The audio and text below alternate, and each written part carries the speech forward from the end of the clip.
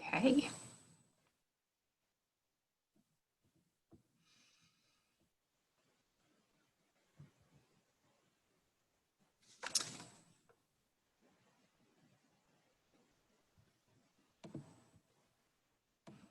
All right. Hello, folks. Hi, Ross.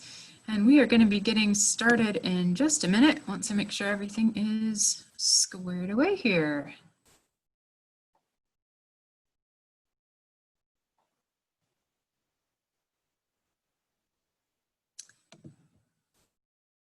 Okay.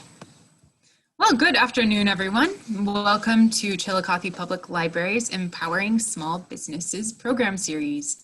Today, Raylana Anderson will be presenting about hiring and managing turnover for small businesses. I'm Catherine Barnett, Adult Programming Librarian at Chillicothe Public Library. And this program series is supported by a Libraries Lead with Digital Skills grant through the American Library Association and the Public Library Association, sponsored by Grow with Google. Excuse me just 1 second. Make sure our Facebook Live is working here. And there we are, good. Okay, we are hosting these events weekly through the end of the month, so this is our second to last one. And we hope they are providing some useful ideas to help your businesses face the future with resilience, particularly in regards to digital and online skills.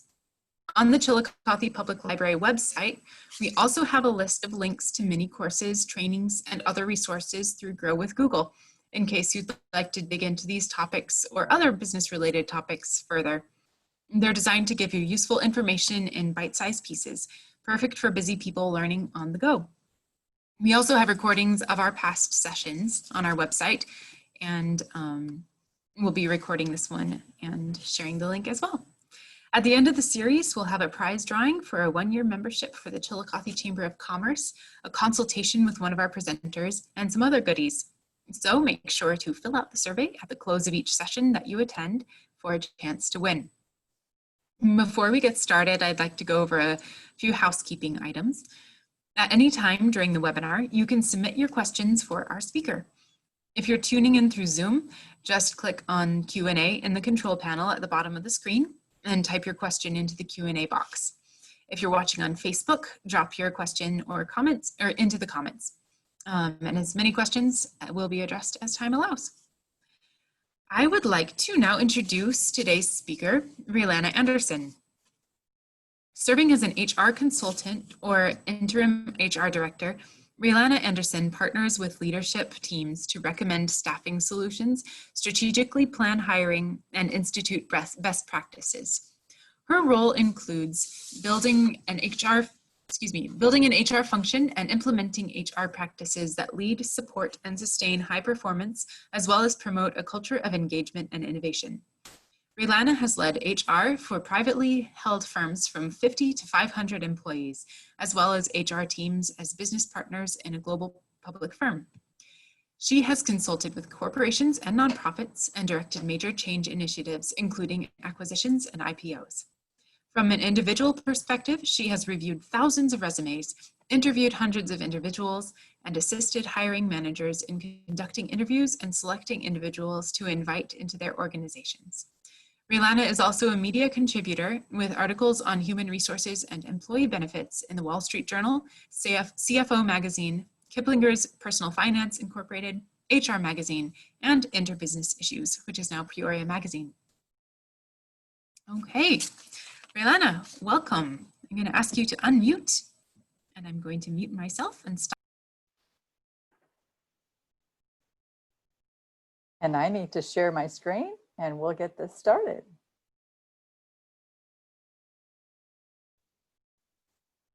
All right, are we there? Catherine, I'm counting on you. Okay. Yeah, good afternoon, everybody. It is noon. Thank you, Catherine. I'm thrilled to be a part of the program and glad that the library works so hard. I know that's a lot of your work to get these kinds of things happening for the community.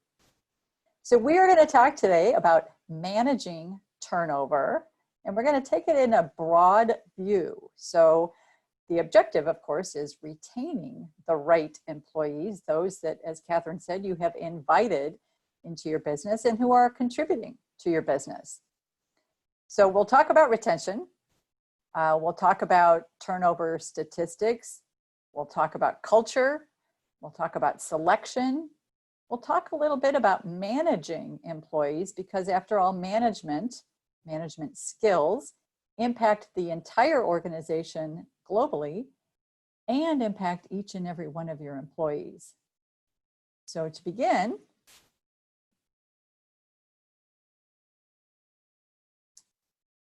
we'll talk about turnover. There is, in fact, a standard calculation for turnover.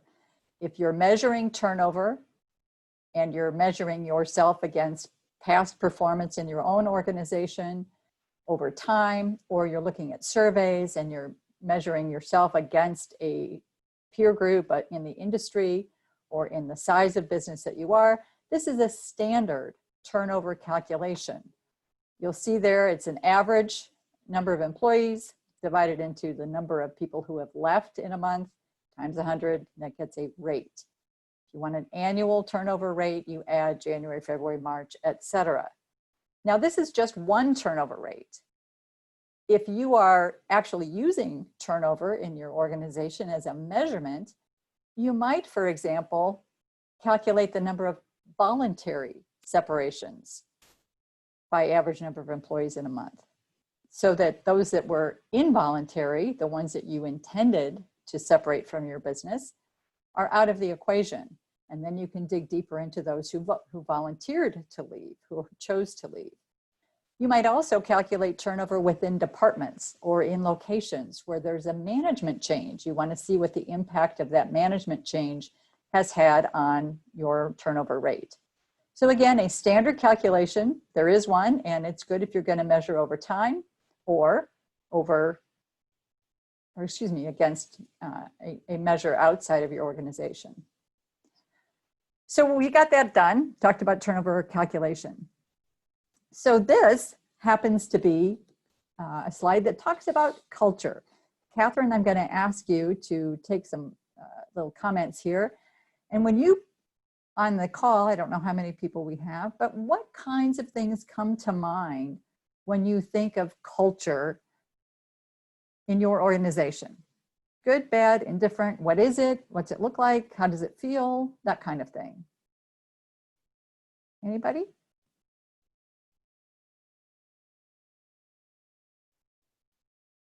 Gonna guess no? Okay, we'll move on. As you'll see here, in fact, culture is not the 10,000-foot view that we all talk about when we're doing strategic planning. Culture is the 2-foot level view. How things are done here. It's behavior. So you see here on the left, the experience that a person has within your organization, what they hear going on in the office next door, what they hear as they pass offices when they're walking down the hallway. Who says what and in what level or tone and with what words or language when they're standing by the coffee pot or at the water cooler when we used to be able to do that. What experiences does a person have within the organization? What do they hear? What do they see? Those experiences become the beliefs that that individual holds. And those beliefs then drive that individual's own actions. And then we cycle back.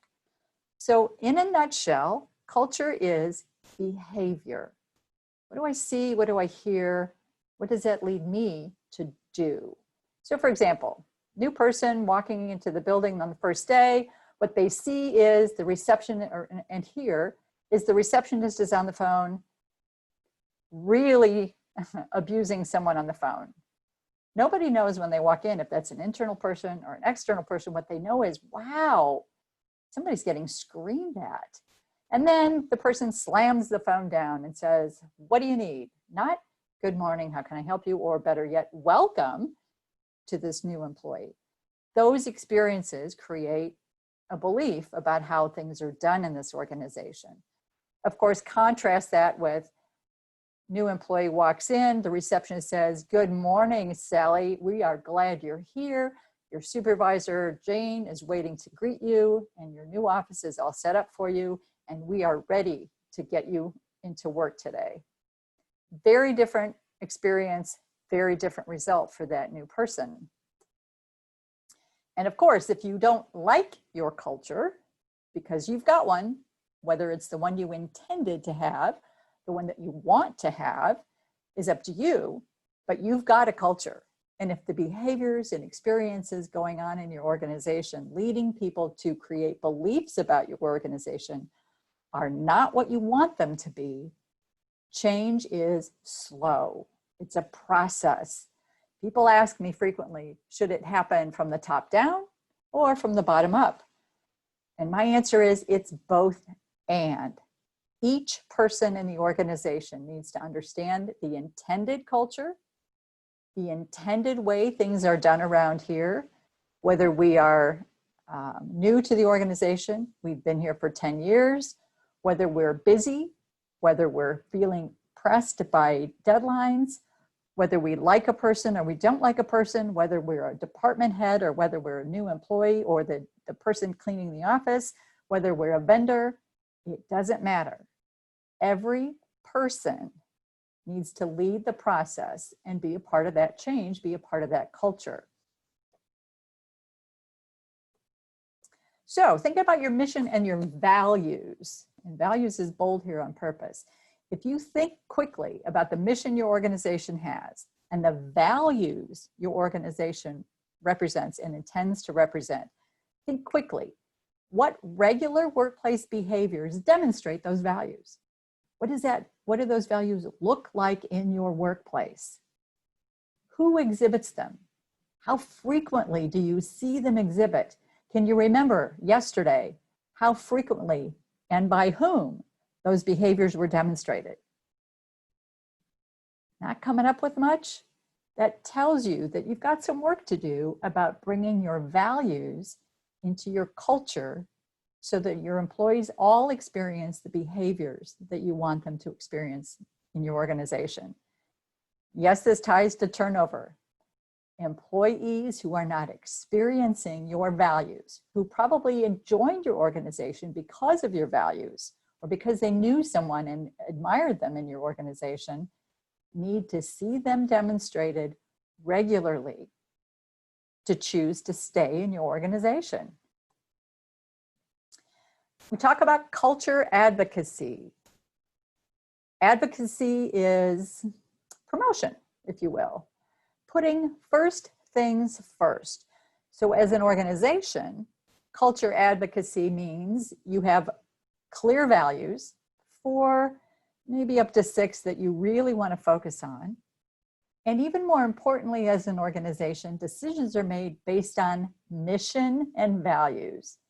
The mission is king, not the person who's making the decision, not a position.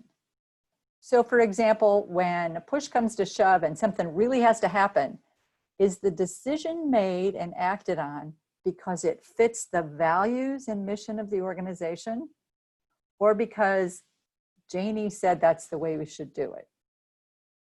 And if those two conflict, there's some work to do with culture advocacy and making sure that your values and mission are what's driving your culture. Outcomes are important, but the ends do not justify the means. And competencies are how we get there. So we get there through merit, we get there through practice, and we do that over and over again, every person, in every interaction, every day. So think carefully about who your culture advocates are. Talk to them, thank them, promote them, talk them up, ask them to do more of what they're doing and share that around your organization. So when we talk about bringing people into the organization, because after all, we can't retain people and maintain and manage our turnover if we don't bring people in, how do we decide what's critical? How do we decide who to bring into our organization, invite them into our company, as it were? Well, we do that by interviewing, and we'll talk about some interviewing information, and we'll focus on that. But here's a nice little graphic. You may, as I do, like to see some pictures every now and then. This one is a frequently seen one. It's a Johari window. We can talk about it in any number of fields. In this case, I created it so that we can get a picture in our mind in colors about who we bring into the organization and how we make those decisions. On the bottom here, we see behavior, values-based behaviors. Okay, from low to high, left to right. And on the other axis, we see skills, what some people would like to call hard skills.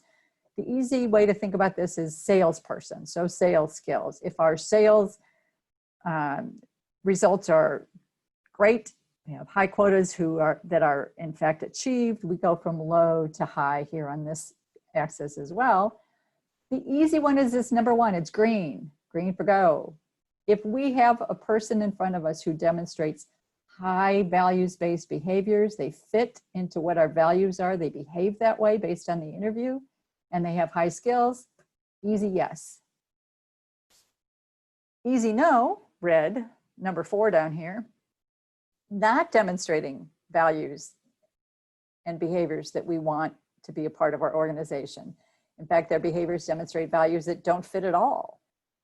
And their skill level is low. Pretty easy no. The tough call is this one up here, number 3. High skills can sell the proverbial iceberg to a seal in the North Pole, but low on the values-based behaviors that we want to be a part of our organization. I would suggest that's an easy no, but it's a little tougher because, golly, the skills seem attractive, the hard skills.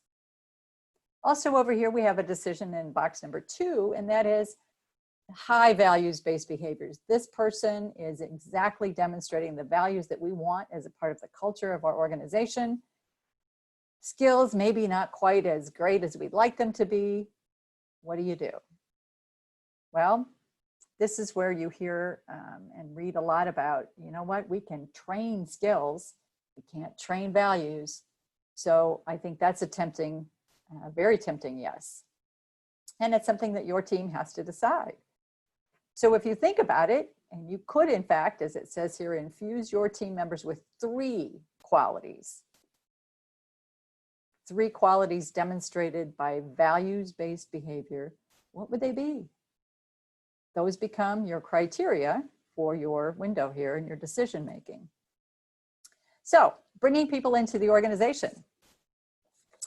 There is a lot of talk. In fact, there are bills introduced to require businesses to conduct civility training. Oh my, I didn't know we needed training, but apparently we do. And there have been a lot of studies. You'll see some here that say they look dated. I will assure you that they are as current today as they were when these studies were published. Toxicity, incivility, bullying, whatever it's called, is contagious.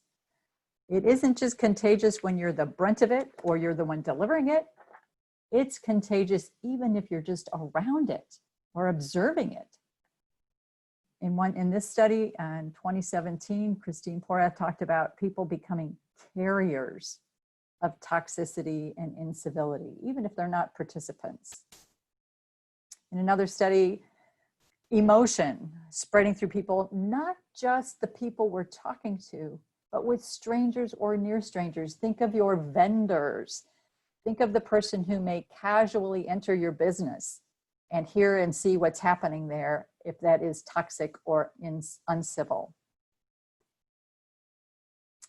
And one more just to kind of rub it in, and actually I'm gonna share another one, but people who are sick don't come to work because they don't want to spread germs. But toxic and uncivil moods are even more infectious than germs like the flu. Oh my gosh. So the problem is people who are in fact toxic or uncivil bring other people down. Similarly, people who are positive and strongly supportive of others pick other people up. To bring this into our digital conversation, there's also a study that says that, you know what? People who are online, the emotional contagion, if you will, online is even stronger than the study in 2014 was able to measure.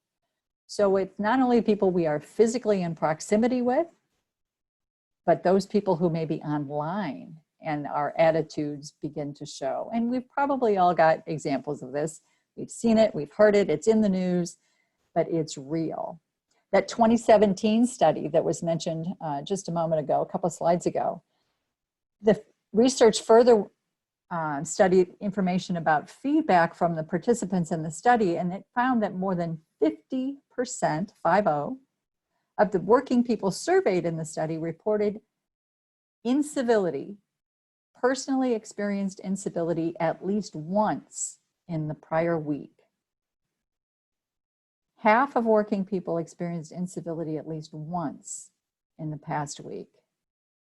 I don't think anybody believes that that's decreased in our workplaces. We're still stressed. We're probably overstressed with the conditions that we're working in now. So we need to pay attention to that. In that same study, more than 2/3 of those people, the negativity was flowing down from a manager to an employee. Imagine how any of these people not only are treating each other within your organization, perhaps when a back is turned, but how they're treating your vendors, your customers, people they talk to about your business and your organization. It's kind of scary. When asked why people behave badly, answers were, or excuses as the case may be, because that's the way my boss acts 25% of the time.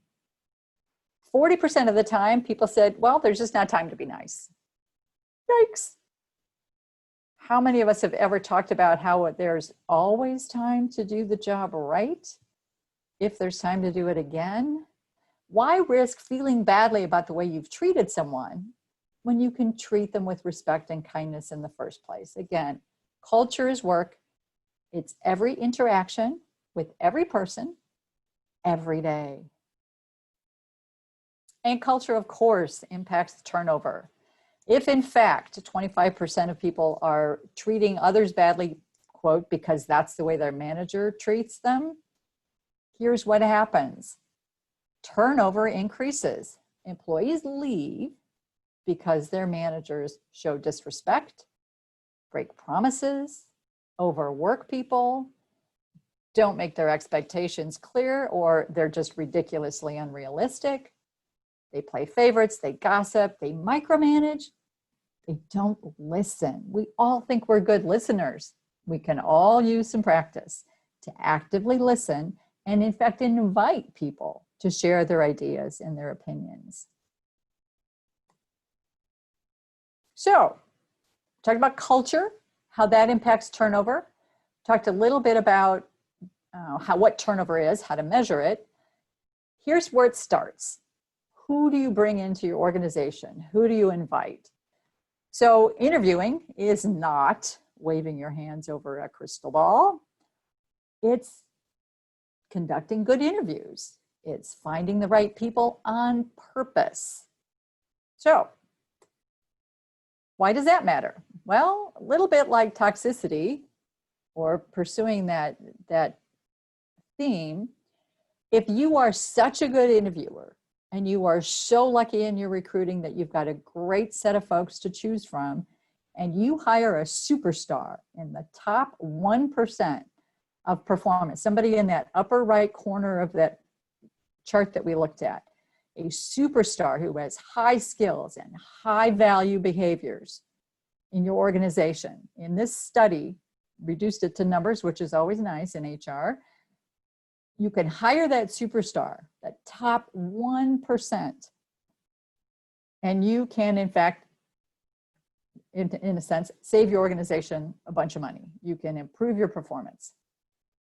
If you simply don't hire a toxic worker, somebody with those low value behaviors, nearly 3 times the value to the organization by avoiding that hire than by hiring even the very cream of the top performers. That's why it matters to select people on purpose and to do a really good job of hiring people and bringing people into your organization, conducting a good interview. So one more time, this slide is telling us no matter how well a superstar can perform, even that performance cannot outweigh the downside of hiring a toxic worker into your organization by a factor of nearly three times. Catherine, I hope we're getting some questions. Okay, so how do you conduct a great interview? Well, first, you have some standards. You know what you're looking for.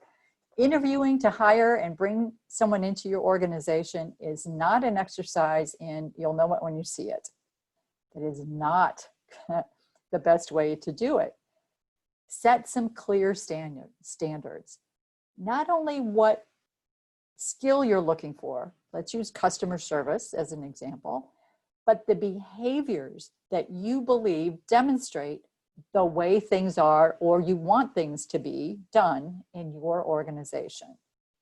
So if we're looking at customer service, there's the first step. The next step in your planning for your interviews is what in your organization should good customer service look like? Is it someone who knows everything right off the bat? Is it someone who treats people well first and is always kind and considerate, whether they can answer the question or not? Is it someone who says, it feels free to say to the customer, we just don't do that here, I can't help you? Is it someone whose tone carries a particular message or feeling? What does the behavior or the skill that you're looking for look like in your organization? What is the best description that you can find so that you have a measuring stick against which you can measure the person's responses when you're conducting the interview? Create questions. Create a standard or structured interview. Spell out your questions. Talk to the folks in your organization who do the job, who manage the job. Find out, narrow down the best questions that you can to solicit the information that you'd like to get, and give yourself an outline of a measure of the best answers so that when you get an answer, you've got a pretty good handle on whether it meets your criteria or not. Even more importantly, remember, these trained interviewers are 86% more likely to make a successful hiring decision. Choose good interviewers. Train them well and let them practice and let them conduct interviews for your organization. Implementing. Once you've planned the interview, you have to conduct it. As I mentioned, it should be structured. It should be focused on the criteria that are important to succeed in that job in your organization. Not only the skills that you're looking for, but what those skills look like, how they are demonstrated each day, each interaction within your organization. And conducted by trained interviewers, people who are skilled at conducting an interview. You can learn to conduct a good interview as you can learn to drive a car. It takes practice. Some people are better at it than others. We can probably all improve if we do it enough and we're well trained and we have a good baseline. Conducting an interview, there's also, of course, some do's and don'ts. The don't is the interviewer should not do all the talking. The interviewer should not spend time pitching or selling early in the interview. We've all probably listened to people conduct interviews. We've done it or we've heard it. Hey, this is a great organization. You are going to love it here. We have great benefits, and you're going to be working for Sally, who is the best manager you've ever worked for. Oh, and by the way, we have some questions for you. Yeah, maybe not so much. Or lead the person who's being interviewed. So if we're asking a question and we're a trained interviewer, typically we would avoid introducing a question with, so, in this position, it's really important that you are a go-getter. We really admire people who are active and who go find work and who, et cetera, et cetera. And then ask the question, so tell me about how you conduct yourself at work. Well, people are pretty smart, and probably that person is going to tell us how they're a go-getter. They may even use the words that we just used and parrot them back. We need to be careful again. When we've planned our interview, we're focused on the skills that we need. We focus on how we're going to find out what the behaviors are that the person demonstrates to reflect those skills. And we're going to practice conducting the interview so that the interviewee is doing most of the talking and is in fact answering our questions. We're going to follow up to make sure that happens. And we are going to take notes. Note-taking is a skill that is not well practiced in interviews by interviewers, and it needs to be. Taking notes is your way to remember the interview, to not rely on your memory. None of us have a memory that's that good, and if we've interviewed more than one person, we are just destined to mix things up. So, conduct the interview. Don't go with first impressions. In fact, intentionally look for contrary information. If we meet someone and we think, wow, this person's going to be great, make sure we ask all of the questions that we have planned and that we find a reason or find the contrary information so that we have a balance and everybody gets an equitable, across the board interview. We focused on the structure. We're going to conduct it well. We're not going to go with first impressions. We're going to defy those and find some contrary information, and we're going to proceed. How are we going to decide who to hire? Well, we've got our standards. We've decided early on, we've planned for the criteria that we're looking for, the skills that we need, how we're going to measure those, how we're going to ask questions to get that information. If we've got multiple interviewers and there's a tie, we go back to our notes. We don't fall into the trap of, well, but I like so-and-so better. We go to our notes. We go to the measure of the interview against the standard. And then we make a selection. And again, if it isn't a definite yes, I would argue often it needs to be a no. If there's something that doesn't fit, that's probably not going to get better, particularly if that lack of fit relates to values and the way that they're demonstrated by behavior. And then we're still not done. Once we've made hires and we've got people in the organization, it's always good to go back and circle again. We might want to hire again for that position. How are we doing over time and with multiple hires? Are we hiring high performers? Great. We should keep doing that. Have we made some regrettable hires? Yeah, we should probably stop doing that. And in fact, we should think about inviting those people perhaps to be successful someplace else. Regrettable hires, probably not going to turn around. Non-regrettable, interesting category, but those are people who may be in that second or third quadrant. Okay, so what if we hired somebody who's got high skills, and they were really close on the behaviors? We really need to help them. We need to help them focus on how they're treating people or how they're coming across to customers or what they're doing in the organization that makes people nervous or anxious.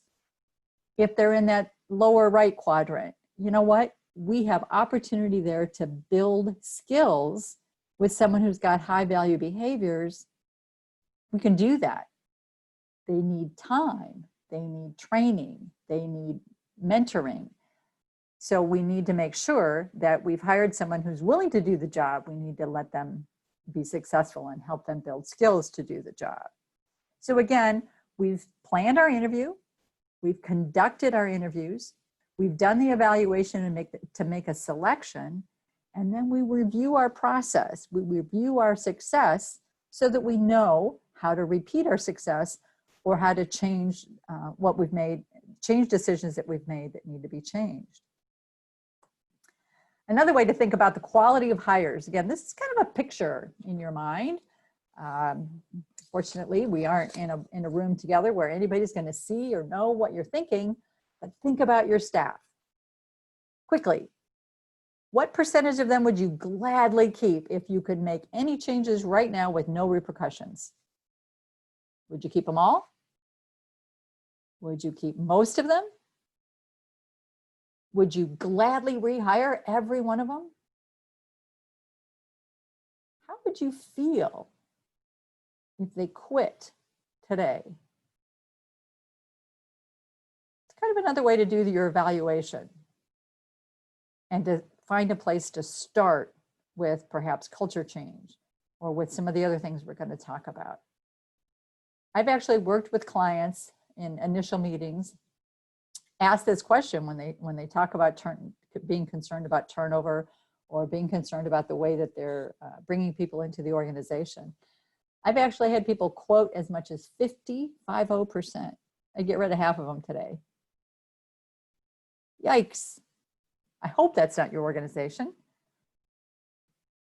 but it's one way to think about it. So we bring people into the organization on purpose. We build a culture. We know what that's about. We know that it involves everybody in the organization, treating people well in every interaction, every day, every time. We need to manage our people well. We need to make sure that the people we've tasked with managing people are in fact skilled at it. In many organizations, maybe most, what we find is people who are really good at doing whatever the work is suddenly find themselves promoted to manage people who are doing that work. And they're supposed to know what that means. Often they don't, and they need training. They need help with managing. Managing means I'm not doing the work anymore. I'm motivating and encouraging and training and monitoring others to do the work. My time is spent not only in looking at work, but in developing people. My time as a manager needs to be focused on how are my people doing? Who are my people? Are they motivated? What motivates them? How do they like to be rewarded? Can I get them to participate in the work, not just show up? So are your managers trained to manage, to motivate people, or set up an environment in which people feel motivated, to reward people, and if necessary, to correct people? Early on, I mentioned management, again, related to turnover. If the managerial skills throughout your organization fall behind your business's growth, things are going to go badly.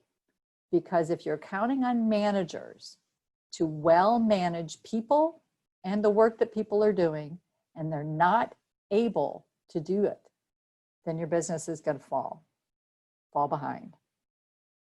On the individual side, an employee's individual personal motivation is the direct result of the sum of interactions with his manager. It makes sense. That's the person that an employee counts on to have their back, to develop their skills, to listen to their ideas, talk them off the ledge if something's going wrong, to support and motivate them. So recruiting and selecting, doing those interviews, is one part of your retention challenge. Another part is if you hire talented people and you treat them badly, you manage them badly, it's not going to work out so well. Those talented people don't necessarily do better over time unless they're managed well.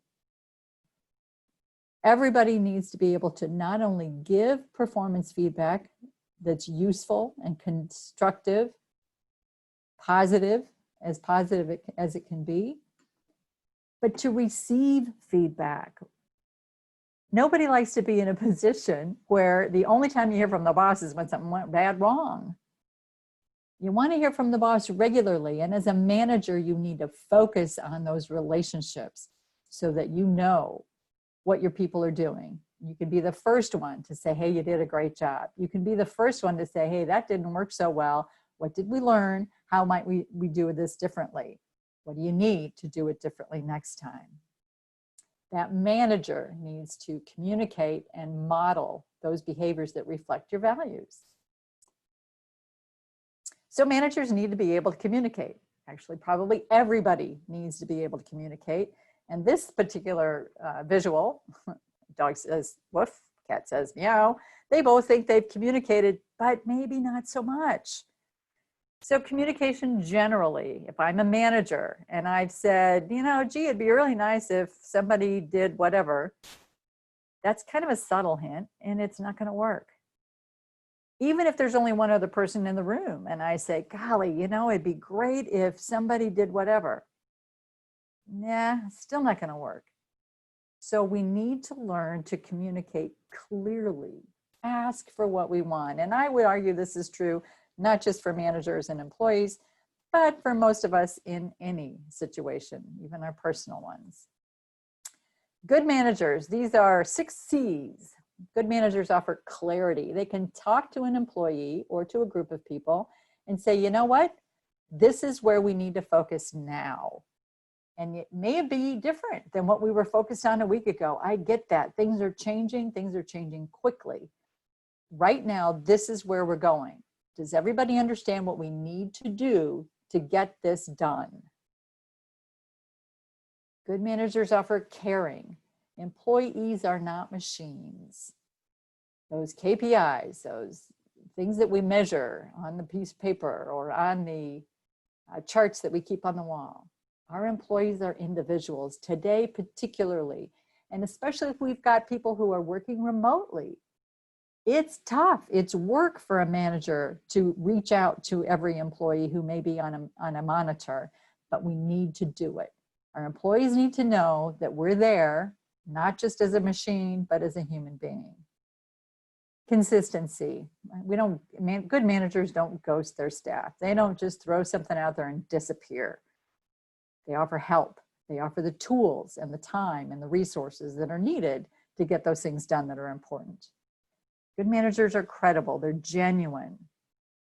They don't talk out of both sides of their mouth. They don't gossip when somebody's back is turned. They don't participate in that kind of thing. They offer the capacity, the tools, the resources. They ask what their employees need and then they offer to fill those needs. And they're curious. Many of us will not jump in and say, hey, you know, I have a great idea. I think it would be really smart if we started looking at X and Y and Z, and I'd like to be the one to do that. Most employees aren't going to do that. Managers need to be curious. They need to say, hey, by the way, you've been working in this job for 6 months or so.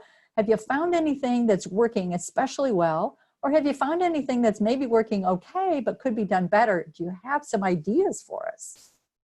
What might you have come up with? So, and again, 6 C's, easy to remember, but not so easy to carry out every day. We talk about micromanaging as something that a lot of people don't like. One thing that doesn't get a lot of attention is undermanaging. And it is as big a turnoff, particularly for your best employees, as overmanaging or micromanaging might be. And there are some kind of rules of the road, if you will, some signs that you're undermanaging. Okay, one of those is you never deal with conflict. Everything is hunky-dory. Yeah, probably that means you're not managing well enough or often enough. So what do you do with conflict? I don't spend a lot of time on undermanaging. But if in fact we're afraid of conflict, most of us are, most of us don't run toward conflict. It's tough, it's icky, it's hard. So remember, when you're thinking about conflict and you need to approach a difficult conversation, do it with candor. Candor stems from a wonderful word meaning to glow. So candor isn't scary and awful. It's a warm, sunny glow. Think of that as you approach a difficult conversation. It makes it a whole lot easier to be sincere, straightforward, honest, direct, if you're doing it from a position of a warm, sunny glow and not a classic interrogation light. Other signs of undermanaging. Well, kind of back to the C of clarity. Sign of being undermanaged is that your employees really don't know what is most important. So again, undermanaging can be pretty tough. Your employees, you don't know if your employees are satisfied. In human resources practice, particularly in employee relations, I like to tell people there should be no surprises. Just as your employee should never be surprised when you come to them with criticism, or in fact, you're about to fire them, for heaven's sake. Similarly, managers should not be surprised if employees resign. Clearly, there's been some undermanaging if either of those things happens. So as a manager, you need to know if your employees are satisfied. Do some one-on-ones. Do some what is called stay interviews. Talk to your good people. Ask them, what's working here? What, are you still enjoying your job? Are there things you'd like to see done differently? How might we improve? Are you planning to stay? And if so, talk to us about what's working so that we can share that out. As a manager, if you're spending most of your time with poor performers, you're not managing your good ones and you're not managing well. If you're ignoring your best performers because they just know what to do, they probably will surprise you someday and leave. That turnover will happen. Another sign of undermanaging, you don't know enough about what your employees are doing to be the first one to congratulate them when something goes right. Your informal network as a manager is lacking. So, turnover in broad strokes is affected by your hiring practices, your selection practices. It's impacted by the culture that you've built in the organization, your intent to demonstrate the values of your organization and retain the people who behave in those ways, to help people learn to behave in those ways, to practice the culture every day, every interaction. Turnover is impacted by the way people are managed. It's impacted by the way the organization operates every day. So every person can lead that culture and help manage turnover. Every day, choose to be the positive person, to model the behaviors that you want to see in your organization. If you're a manager of people, get out of your office. Spend time with your team every day. If they're on a remote work assignment, get them on the screen, get them on the phone, listen to them, encourage them, recognize them. Get stuff that doesn't need to be there out of their way. Give them the tools and resources that they need to get the job done well. Connect with them. Take an appropriate interest in lives outside of work. It is, this is not to say everybody should be a best friend, but this is care about your people. Express an interest in them as a human being. Be vigilant. Notice things that can be appreciated. Thank people for those actions or words or efforts. And yes, I say effort. When we put something in front of our employees that's a month-long challenge, we're going to get something done and it's going to take us some time. It is absolutely not just okay, but important to recognize the effort that people make to get us there along the way. Recognize the steps. What I call sprinkle positive actions. This is not a one-time thing. It happens all the time like a nice, gentle rain. Do things often that are positive and that help demonstrate your culture. Why do employees join? Ask them. 3 months into the job, how are things going? 6 months, a year from the job, those one-on-ones, those stay interviews. If they're leaving, talk to them about why. Do an exit interview, learn from it. The people in your organization will notice the courage that you take to manage them well, to choose people to bring into the organization. Your good people will stay and they'll learn, that there's a reason that they're connected to your organization. It's not the money, it's the way that people are treated every day. Catherine? Hi, Raylana. Thank you so much. So much good information there. We do have some questions rolling in. Are you ready for those? Sure. Okay. So there were quite a few questions about the interview process. One of them, are interviewers allowed to record interviews? Is that something that they can do maybe to help with taking notes, to audio record it? As long as everybody who's in the interview agrees that that's acceptable, yes. And I would argue that you shouldn't hang on to that any longer than you need to, that is the recordings. But absolutely don't do it in secret. Sure. Okay, and then how many rounds of interviewing do you recommend? As many as it is necessary. And again, part of the planning needs to be carefully deciding who should be involved in the decision making or in the interviewing. And I would argue that the longer something gets dragged out, particularly an interview or selection process this day and age, probably the more likely it is that people are going to fall out or elect out. A couple of interviews I think is always good, because probably we can all get geared up to put on our best face once, a little harder twice.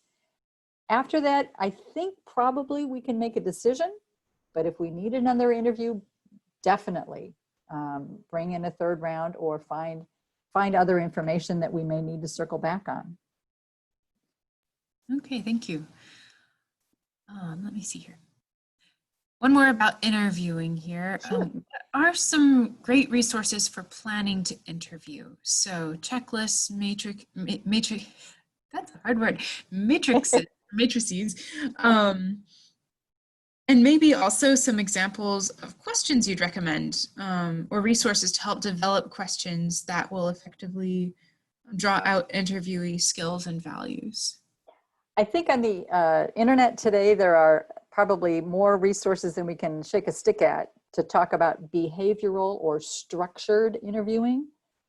I would argue, though, going out on the internet and getting a list of the 20 best questions to ask in an interview is only a starting place. The most important part is to make sure that the questions and the deciding factors that you choose fit your organization and fit the position as it lives in your organization. So for example, I used customer service. Customer service can mean all kinds of things. It is critical, not that you just, pick 3 of the 20 best questions, but that those 3 questions fit your organization and that you know what a good answer might be to any one of those questions, so that that person you're hiring who responds that way is the person that you're interested in hiring. So again, I would look for, structured interviewing, behavioral interviewing. I use several resources myself. I'd be happy to, share a couple back to you, Catherine, that you can send out to folks.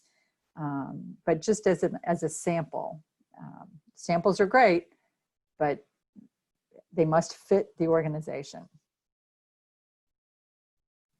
Thanks. And that kind of transitions to this next question, which is, what are some tips that you have to develop organizational values? So to identify those values that you want to find people to fit. Start with your mission. Probably that will give you an idea of the values that are highlighted in that mission statement. You don't have a mission statement, it's in your heart. It's talking to your leaders, whether they're formally titled or informal, the people who genuinely represent who you are as a business every day, and come up with a consensus. Find 4 that just resonate well with everybody who's a leader in your organization, and then choose the behaviors that suit that and that support that, and start modeling those throughout the organization.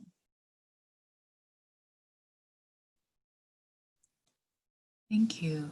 We have a comment here from Doris. She says, to make sure managers are trained on what questions they should not ask women if they do not ask men those questions, or stray away from interviewing questions that aren't on the list.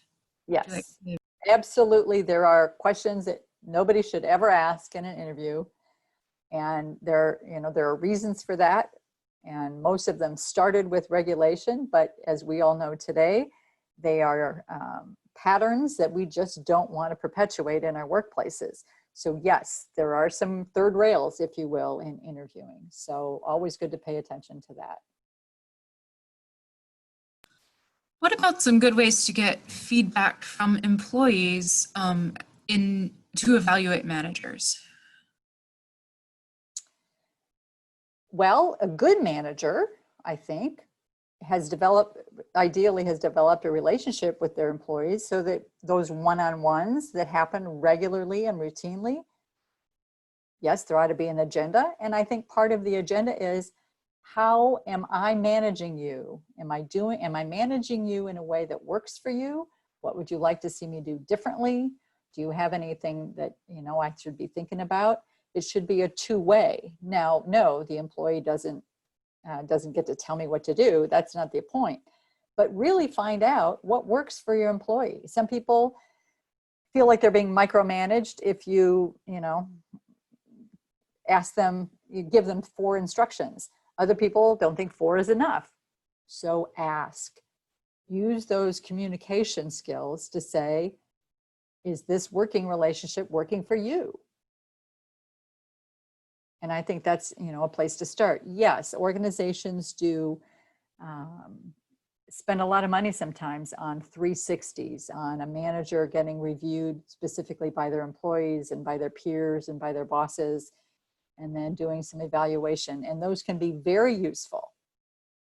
They also take time and may not be, the feedback may not be available when it is necessary or useful.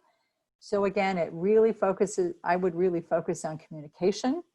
Sometimes too, if an employee and manager are having difficulties, things just aren't working and it's pretty obvious, a third party can come in. And sometimes I do that even. I work with clients to say, hey, you know what, let's just calm everybody down here and let's talk about what the issue might be and how we can work through this, and have one of those candid, warm glow conversations that is focused on not just what needs to be done, but how we're working together, how we're treating each other. So a lot of ways to approach that. But if a manager wants to know how they're doing, they can ask. And if they haven't yet built a relationship with their employees to the degree that's necessary to do that or to make that ask, then I think that's the place to start. Thank you. Are there any other questions out there? Oops, here's one more. And this is probably the last one we have time for. But if you are a close finalist for the job but did not get the job, is an employer required to tell you why? Required? No. Short answer. Longer answer is, if you felt that there was a good rapport built during the interview, wouldn't hurt to reach out and say, hey, I'm disappointed. I understand you've made a decision. Can you help me with what went wrong, or how the decision was made, or where I failed or could have done better? But no, there's no requirement to say you didn't get the job because X. All right, thank you. So I think that's all the questions that have come in. Let me just check the Facebook one, too. Okay, yep, nothing over there. Do you have any parting thoughts to share before we close up our session today? No, it was great. I hope that people got some information, maybe learned something new or found some tidbits to take out of here. And Catherine, you know how to reach me if people have questions in the future. Yes, thank you so much, Raylana. Okay.